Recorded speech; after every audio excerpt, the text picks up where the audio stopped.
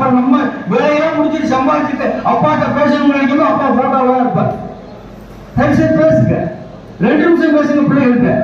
இன்னைக்கு பிள்ளைகளுக்கு தேவையான வாங்கி கொடுத்துறோம். இப்ப உண்மையில இப்ப நான் கேட்கிறேன் இருப்பாங்க சார், ஒண்ணும் இல்லை.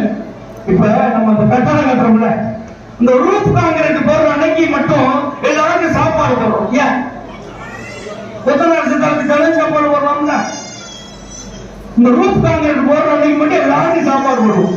ஏன் நாம் கட்டுகின்ற வீடு செங்கலாலும் மணலாலும் கம்பியாலும் மட்டும் நிற்கவில்லை, நாம் செய்கின்ற தான தர்மத்தாலும் அந்த வீடு நிற்கிறது. ஒரு மனநிலை மனுஷனுக்கு உண்டு. சார் பொதுவாகவே சந்தோஷமா இருக்கு சார். இப்ப மனுஷனுக்கு பல மாதிரி எப்ப என்ன நடக்கும் தெரியல. ஒரு காலத்துல வருஷத்துக்கு ஒரு ஆம்புலன்ஸ் இந்த தில்லை நகர்ல போகும். போனா அவன் பார்த்த வேலை விட்டுட்டு அவன் சாமியை கும்பிட்டான்.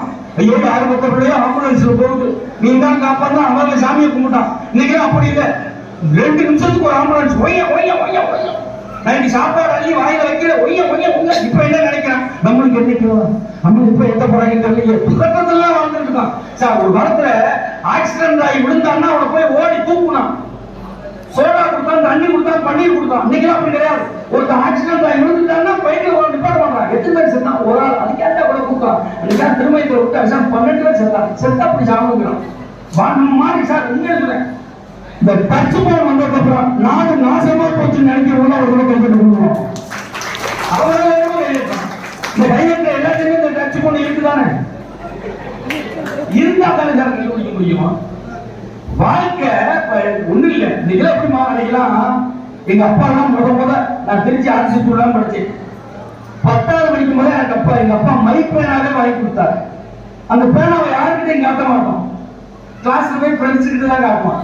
ஏய் புது பேனா, அவன் கொண்டா எழுதி பார்ப்போம். அவனே சொல்லுவான் பேனா இருக்குது, இங்கிட்டு சொல்லுவான் புது பேனா கிறுக்கு நல்லா செய்யும். அந்த முள்ளுல பேரை வச்சு கிழிச்சா அழகா மை விடுமா. அப்பவே எழுதாது, இங்கிட்டு சொல்லுவான் எழுதாதா. அந்த முள்ள கலட்டிட்டு உள்ள கருப்பு கலர் ஒரு நிப்பு கட்டை இருக்கும், அதுல 2 பக்கம் பிளேட வச்சு கிழிச்சா அழகா மை வருமா. அப்பவே எழுதாது.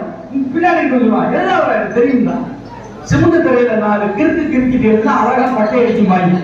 இவனும் மூச்சு எழுத போகையில பேனா கசிய ஆரம்பிச்சு. ஏன்னா 12 தடவை ஆபரேஷன் பண்ணிருக்கு. அவனே ஒரு பேப்பரை பிடிச்சு கொடுப்பான், இதை வச்சுக்கிட்டு எழுது. அப்பதான் நம்ம பிள்ளையார் சொல்லி போட போவோம். இவன் 3 பேர் ஆரம்பிச்சிருவான். நான் தானே உனக்கு பேரா சரி பண்ணி கொடுத்தேன், எனக்கு ஒரு சொட்டு மை கொடு. நம்ம அதுல என்னமோ 50 ரூபாய் செலவாயிட மாதிரி. வேணா நான் ஒரு உதறேன், நீ உறிஞ்சிக்கிறியா? அன்னைக்கு இருந்த வாழ்க்கை எப்படிப்பட்ட வாழ்க்கை சார். மனுஷன் அவ்வளவு சந்தோஷமா இருந்தா சார். இன்னைக்கு அப்படி கிடையாது. யூஸ் வாழ்க்கை